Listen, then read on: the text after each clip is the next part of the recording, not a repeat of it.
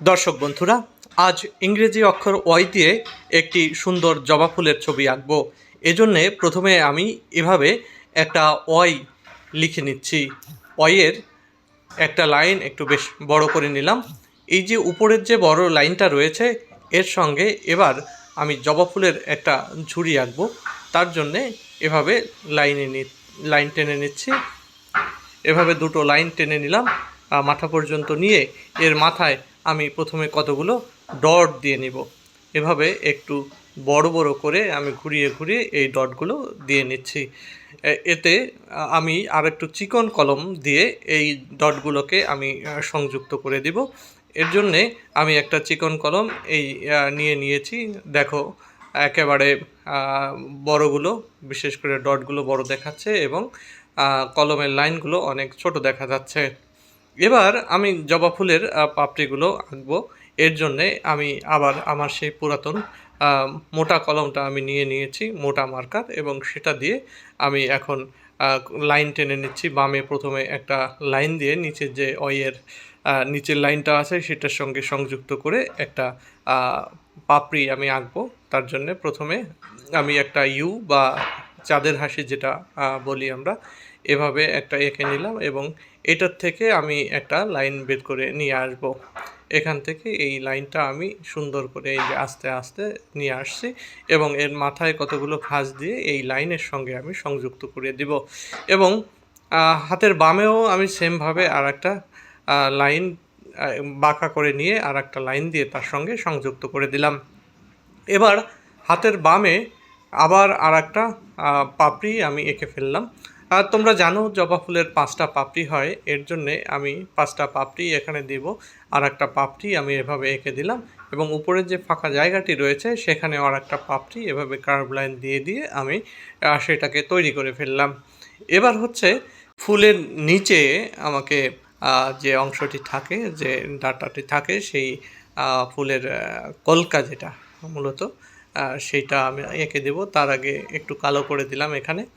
আর সেটা আঁকার জন্যে আমি এই জবা ফুলটার নিচে প্রথমে ইউ আকৃতির, একটু সরু করে ইউ আকৃতির একটা ইউ দিয়ে নিলাম এবং এর মাঝখানে একটা পাতার মতো আমি দিয়ে নিয়েছি, বা এটাকে বলে ফুলের বৃত্তি। এই বৃত্তি আমি 3টা দিলাম, দিয়ে একটা ফুলের স্টিক আমি নিচের দিকে টেনে নিয়ে যাচ্ছি। যদিও এইগুলো কিছুটা দুর্বল হয় এবং কোনো কোনো জবা ফুলে একটু স্ট্রং হয়, সেই জবা ফুলগুলো উপরের দিকে থাকে এবং ঝুরি জবা বা অন্যান্য জবায় একটু দুর্বল হয়।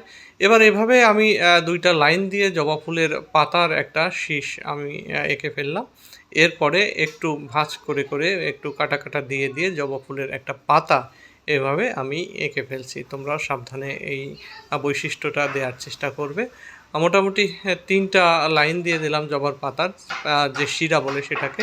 এবার আমি জবা ফুলের আর একটা পাতা এঁকে দেব। একটু উপর থেকে এভাবে একটা টান দেব এবং তার সঙ্গে আর একটু মোটা করে আর ওর যে মেইন শিরাটা সেটা আবার এভাবে এঁকে দিয়ে এরপরে পাতা এভাবে আস্তে আস্তে ভাঁজ দিয়ে দিয়ে আমি জবা ফুলের একটা পাতার একটা পাশ এঁকে ফেললাম এবং আর একটা পাশও আমি এভাবে এঁকে পাতার যে সম্পূর্ণ আকৃতিটা সেটা দিয়ে ফেলছি। এবার মাঝখানে কিছু শিরা আমি দিয়ে দিচ্ছি আস্তে আস্তে।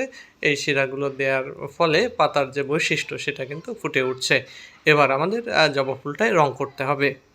রং করার জন্য প্রথমে আমি একটা বাদামি রং নিয়ে নিয়েছি। এটি এই যে গভীর জায়গাটা থাকবে ফুলের, সেই জায়গায় আমি দিয়ে দিলাম। এবার আমি লাল রং নিয়ে নিচ্ছি। লাল রংটা এভাবে প্রথমে আমি বাদামি রঙের সাথে মিশিয়ে দেওয়ার চেষ্টা করলাম এবং এভাবে টেনে দিচ্ছি এবং 2-1 জায়গায় আমি একটু হাইলাইটস রাখবো। তো তোমরা এই হাইলাইটস যদি রাখতে পারো সুন্দর করে, তাহলে দেখা যাচ্ছে কি যে জবা ফুলটা একেবারে লাইভ বা জীবন্ত মনে হবে এবং তার যে ডাইমেনশনগুলো আছে, ডাইমেনশন বলতে হচ্ছে কি যে তার যে আকৃতিগত যে উঁচু নিচু বাঁকা, সেই বিষয়গুলো কিন্তু আসলে বোঝা যাবে। তো এভাবে আমি আস্তে আস্তে এই রঙগুলো করে দিচ্ছি। বিশেষ করে লাল রঙটাই আমি বেসিক্যালি ব্যবহার করছি, কারণ জবা ফুলে লাল রঙই বেশি থাকে। বিভিন্ন ধরনের জবা ফুল হয়, সাদা জবা ফুল হয়, হলুদ জবা ফুল হয়, কমলা রঙেরও দেখেছি, এবং সব থেকে বেশি জবা ফুল থাকে লাল রঙের, এবং এর মধ্যে কিন্তু গোলাপি রঙেরও কিন্তু জবা ফুল হয়ে থাকে। তো আমি ডাইমেনশনের জায়গাটা অনেকটা ঠিক রাখার চেষ্টা করছি, এই জন্য কিছু কিছু জায়গায় আমি একটু হাইলাইটেড পয়েন্টও রেখে দিচ্ছি। তো ২টা পাপড়ি আমার হলো, এবার ৩টা পাপড়ি উপরের দিকে আমি ৩য়তম পাপড়িতে রং করা যখন শুরু করেছি তখন সেখানেও একটু জায়গায় আমি হাইলাইটস রেখেছি, এবং এই যে ব্রাশ কালার পেন যেটি রয়েছে সেটি খুব চমৎকার কাজ করে, এটা দিয়েই আমি মূলত এই রঙগুলো করছি এবং হাইলাইটসগুলো এতে সুন্দরভাবে রাখা যায়।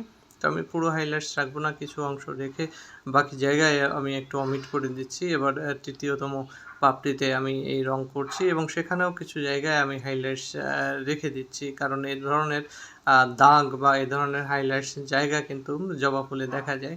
তো আমার ৪র্থতম জবা ফুলের পাপড়িটিও হয়ে গেল। এবার ৫ম এই পাপড়িটি আমি এই ব্রাশ কালার পেন এটা দিয়ে করে দিচ্ছি। এটার দাম আমার কাছে তুলনামূলকভাবে একটু বেশি হলেও এটি খুবই চমৎকার একটা জিনিস।